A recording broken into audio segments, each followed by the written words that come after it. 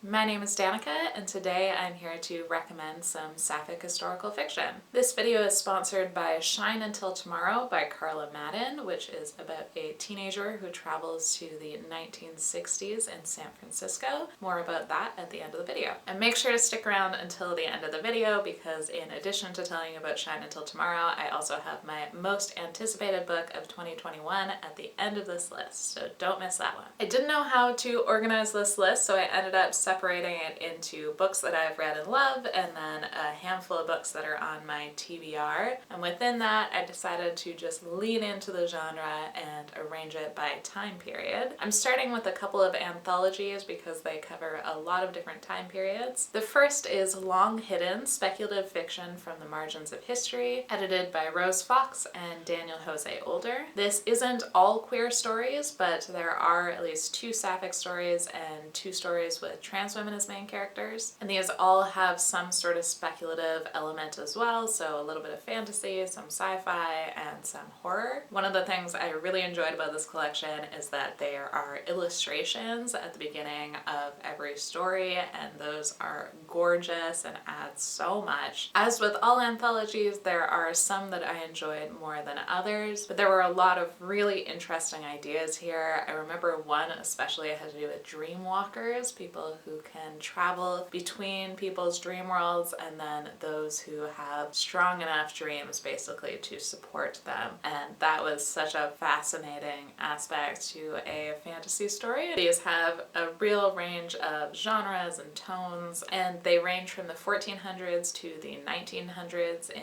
different places around the world. I think most of them were in Europe and North America, but from marginalized perspectives in those areas. This was a really interesting anthology. And then I have another anthology. This one is a YA one, and that's All Out, the No Longer Secret Stories of Queer Teens Throughout the Ages, edited by Sandra Mitchell. I actually think if you have a library that you're building of queer YA, this would probably be the first book I would put into it because it represents so many different identities. There's such a range of stories and again some different genres, but mostly what I loved about it is that it really reclaims history for queer people. It imagines queer historical stories that all have a happy ending. They all have this kind of optimism even if they're dealing with really harsh things. And I think that one of the things about being queer is that you don't necessarily know your history. You don't necessarily grow up in a family of queer people. So you're left to kind of find out your own history and your own culture. And queer history has often been hidden, it's been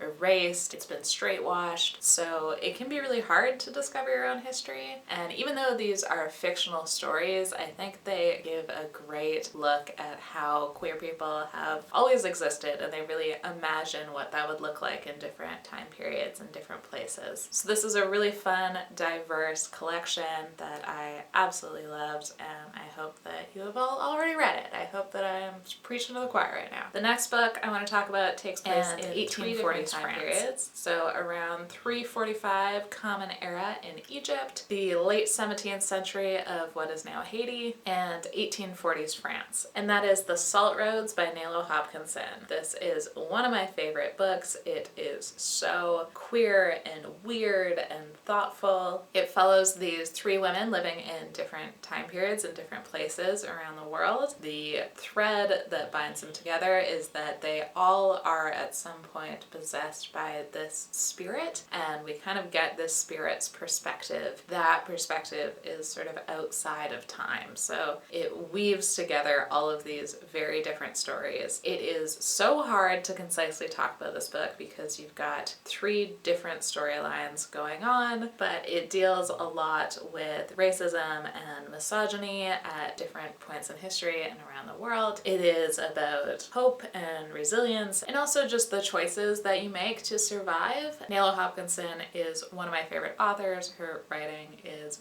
gorgeous and she just writes really unique and thought-provoking stories. Next, I have a book that takes place during the Napoleonic Wars in France, so in the early 1800s, and that's The Passion by Jeanette Winterson. This one also has a fantastical element to it. This is about a web-footed woman whose husband gambles away her heart. It has cross-dressing and magic and adventure, but mostly I just love Jeanette Winterson's writing. It is so immersive and beautiful. I'm not sure I ever really understand what's happening in a Jeanette Winterson book in a deep way, but I am along for the ride. It is so beautiful that I don't mind. This is actually a signed copy that I found at a book sale. And then I've got a book set in the 1810s in the US, and that is Patience and Sarah by Isabel Miller. If you like lesbian fiction and lesbian romance and you haven't read this already, you've got to pick it up. It is so sweet. It was written in 1969, and it's basically about these two women who decide to run off and start a farm together, and it is very sweet and wholesome, and it's just a beautiful story. It's about them basically turning away from a society that rejects them and deciding to just start their own little family together and build their own little world. And it's not something that I would associate with being written in the 60s, because it is quite sweet and romantic and not a tragedy. So I highly recommend this one, especially if you want something that's a little bit heartwarming. And of course, there's no way that I'm going to get through this video without talking about these books set in Victorian England: Tipping the Velvet and Fingersmith. Sarah Waters is my all-time favorite author, and I don't even read that much lesbian historical fiction, but these are just some of the best books I've ever read. Tipping the Velvet is my favorite book of all time. First of all, it's just gorgeous. It's so beautifully written. This one is described by the author as a lesbo-Victorian romp. It is very queer. It starts with the main character Nan going to see this male impersonator and just basically immediately falling in love with her, and just leaves and follows her, and they get together, and that starts a whole chain of events. It also has to do with politics and socialism and grief and betrayal, and about whether you want to be out or whether you want to have a safer life at that time. This is just a book of my heart, and I adore it. And then Fingersmith, same time period, very different book. While Tipping the Velvet is my favorite book, I really think this is probably the best book I've ever read, because on top of her gorgeous atmospheric writing and the amazing way that she renders characters and makes these complex and rounded characters, it also has the most twists that I have ever read in a book. It follows Sue, who is a fingersmith or a thief, and she is basically talked into pulling this con where she is going to pose as a rich woman's maid. So she's going to be Maud's maid, and Maud is this very wealthy woman, and the plan is that Sue is going to convince Maud to marry this guy. I think he's just called Gentleman, and once he marries Gentleman, they're going to put her into an asylum and they're gonna split her money. So that's the plan. But then when Sue meets Maud and becomes her maid, she falls in love with her, and that obviously puts some kinks into the plan. If you haven't read Sarah Waters already, please try it. They're gorgeous. They're amazing. I love her books so much that I have 3 copies of Tipping the Velvet. In case you don't know what Tipping the Velvet is, this is probably a hint. And then the other one, which might be too sexy to show on YouTube. My next pick is set from 1889 to 1919 in what is now the Democratic Republic of the Congo. And this is an alternate history that imagines what would happen if the Congo had steampunk technology at that time. And it's Everfair by Nisi Shawl. This is one of the most complex and ambitious books that I've ever read. There are so many different point of view characters. So we're seeing this conflict in the Congo from all of these different perspectives. So from the original inhabitants there, from these Black Americans and Europeans who have traveled there to try to come back to Africa and have a free nation, from mixed race people, from the Chinese migrants who were brought in to work by the Europeans who were colonizing the area, from the white funders of Everfair who are funding it as something charitable but who also feel like they are entitled to something there. It is so complicated. It covers this huge period of time, and I actually didn't know until I started reading it that there was queer women content, but I would argue that the heart of the book is the very complicated relationship between two of these women that spans many years and definitely has its highs and lows. If you are looking for a book that is really going to make you think and one that you are going to remember years after you read it, definitely pick up Everfair and give yourself some time to get through it, because there is a lot going on and you kind of have to slowly make your way through it, in my experience. My next one is set in 1920s Paris, and that's The Last Nude by Ellis Avery. This follows Tamara de Lempicka, who was a real-life artist, and it's her art on the cover here. It follows her relationship with one of her models. 1920s Paris is a fascinating thing to read about, especially I think with queer characters and queer artists. This made me instantly fall in love with Ellis Avery's writing as well as Tamara de Lempicka's art. This is sexy and dramatic, and it has to do with lust and betrayal and art, and of course it is just gorgeously written.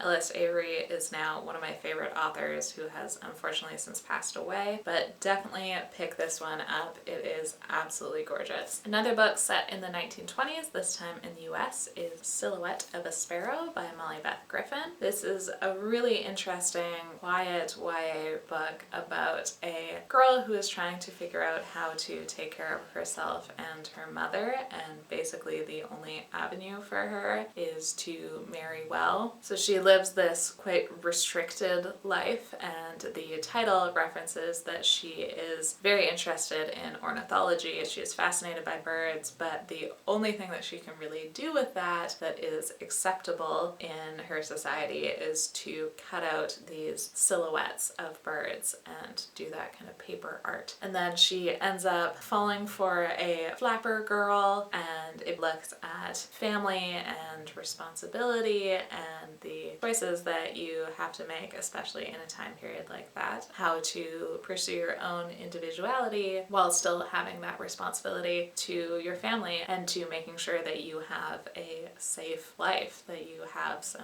means of survival. My next one is set in the 1950s, also in the US, and that's Pulp by Robin Talley. This is actually set in two time periods, so present day and the 1950s, and it has to do a lot with lesbian pulp fiction, which obviously I love. You can't see it, but my pulp collection is just outside of this framing, so that was a huge draw to me. But it also talks about the lavender scare, so at around the same time that the Red Scare was happening for communism, there was the lavender scare, especially in Washington, where they're trying to root out homosexuals from office, especially anything to do with the government. There was the expectation that if you were gay, you were also a communist spy, but this was a serious, terrifying threat that if you were considered to be gay, and that could mean that your voice is an octave too high or too low, or maybe someone saw that you were wearing a piece of jewelry that wasn't gender appropriate, or anything could be the tip-off that made someone suspect you of being gay and turn you into the government. There were people watching you all the time. You didn't know if your friends and family might turn you in. It was really interesting to read about that, and that's not something that I have read a lot about. This book contrasts the young woman living in the 1950s and discovering her sexuality through lesbian pulp and lived through the lavender scare with a queer teenager now, and she is discovering lesbian pulp for the first time and reading them. I thought that was really fascinating. And then a book that follows 1950s Hollywood up to the present. I think you all know about this one, The Seven Husbands of Evelyn Hugo by Taylor Jenkins Reid. I don't actually want to say a lot about this book because I feel like everybody on BookTube has already talked about how amazing this book is, and I completely agree. It follows Evelyn Hugo, who is an aging Hollywood starlet, and she has tapped this person to write her biography for her, and that is Monique, and Monique is not really sure why she's gotten this honor. She's kind of an unknown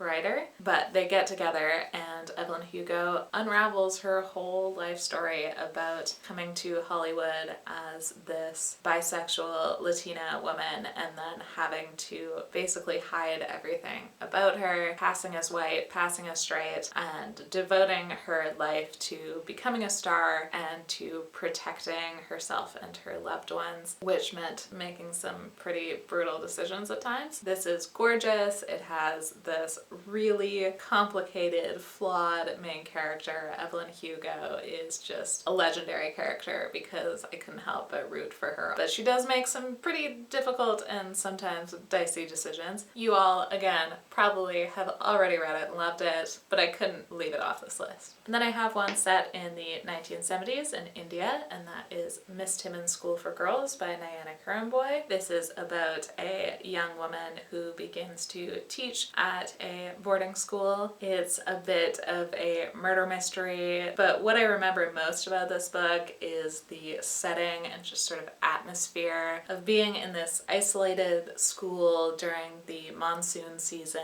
and the tumultuous relationship she has with one of the teachers at the school. It's a bisexual book and she has both a male and female love interest at some point. I read this all in one sitting, I'm pretty sure, and it just washed over me and I got completely immersed in the story. So if you are looking for a book that has a murder mystery element and a tumultuous relationship and a really strong atmospheric setting, definitely try this one out. And the last book on this list that I've actually read is also in the 1970s, but it is in Alberta in Canada, and that is Prairie Ostrich by Tamai Kobayashi. This is told from the perspective of an 8-year-old girl who calls herself Egg. They are the only Asian family in this small Alberta town, and her brother has recently died and her family is just reeling from this. Her parents are pretty much just completely lost in their grief, and her older sister is trying to take care of her. So Egg is trying to understand what's happening with her family, trying to process her own grief when she can't even really name it. And meanwhile, her older sister is trying her best to take care of Egg and hold everything together. And she is also beginning to date her best friend, who is a girl. That also doesn't go over very well in the 1970s in a small town in Alberta. So a lot of this is just her inner dialogue and her just trying to understand the world that has left her family shattered, and one that turns on her sister, even though her sister is kind of the most stable thing in her life and she just adores her and she doesn't really understand why people would be mean to her. Telling a YA or adult story from a small child's point of view is always very difficult to pull off. This one does it so well, and you just feel so much for this little kid who is trying to understand things that none of us understand. It's gorgeous and thought-provoking and really deals with grief, trying to live through it and trying to understand it. So those are all of the Sapphic historical fiction books that I have personally read and loved, but obviously that is not a complete list, and I also want to include some that are high on my TBR that I've heard amazing things about but I haven't read yet. One is set in a 17th century Norwegian fishing village, and that's The Mercies by Kieran Millwood Hargrave. I'm not going to say a lot about these ones because I haven't read them yet, but I believe this is about a remote island where basically all of the men at some point went off fishing and never came back. So this was a village of all women, and then a boat comes in with this one family on it, and the husband believes that they are witches, that this is not acceptable even though they've been living together pretty well for quite a few years since their husbands all disappeared. And then one set in 1740 in Britain / the Atlantic Ocean, and that's She Rises by Kate Worsley. I've heard that this is the best book to read if you're a Sarah Waters fan, so I am looking forward to that one. One set in 1790s England, and that is Life Mask by Emma Donoghue. Emma Donoghue is one of my favorite authors. I love so many of her books, and there's another one by her on this list as well. I own it, but I haven't read it. And then a series set in the early 19th century in England, and that's the Feminine Pursuits series by Olivia Waite. I have heard only great things about this lesbian romance series. There are plenty of reviews from other lesbians at the Lesbury. They look amazing and feminist, and I am looking forward to them. And then the other Emma Donoghue book is set in 1860s Britain, and that is The Sealed Letter. And I know this one is based on an actual court case, but I don't know the details of it. And then 1929 Britain, The Animals at Lockwood Manor by Jane Healy. This has to do with taxidermy, and it's like a gothic, a little bit of a horror book. I've been saving it for an October read. And finally, my most anticipated book of 2021 is Last Night at the Telegraph Club by Melinda Lowe, which is set in the 1950s in Chinatown in San Francisco. I believe this was originally a short story, and I read that short story years ago and absolutely adored it. It has to do with the space race and lesbian pulp fiction and a male impersonator, and I am so excited to read this because the minute I finished that story, I was like, this needs to be a book right now, and now it is a book, and I'm so excited about it. It's coming out this month. Check it out. I'm sure you'll love it. The cover is gorgeous. I'm so excited. Alright, so those were my Sapphic historical fiction books, and now I get to tell you about the non-Sapphic historical fiction book that sponsored today's video, so the reason that I'm doing this video, and that's Shine Until Tomorrow by Carla Malden. And I'm going to read you the blurb so you can add it to your TBR if you'd like. Social misfit Mary Caldwell desperately wants to get on with her life. Driving a car, crossing bridges, her peers, her parents' divorce, Mary only feels at ease behind the lens of her vintage Leica. Her camera keeps the world and the people in it at a safe distance. When Mary comes across an old scrapbook of her mother's, she discovers her white-collar parents were once blue denim hippies. She ends up fighting with her mother and storming out. She pedals her bicycle into a downpour, swerves to avoid an oncoming Jeep, and flies smack into a tree. Mary climbs into an abandoned VW van bearing the ghost of a psychedelic paint job and passed out. The next morning, Mary wakes up to the sound of music. A young couple wander through the glen like hippies, playing recorder and tambourine. Mary accepts their offer of a ride into San Francisco, but something is wrong. Mary can't quite figure out what. The skyline, her father's address, the music on the radio, everything is slightly off. Except Jimmy, the driver of the van. There's something about him that calms her inner chatter. Only after she says goodbye to the Mary band and runs headlong into a war protest does Mary begin to realize it's June 1967. In the epicenter of the summer of love, Mary makes fans with the would-be rock band, meets the grandfather she never knew, and falls in love.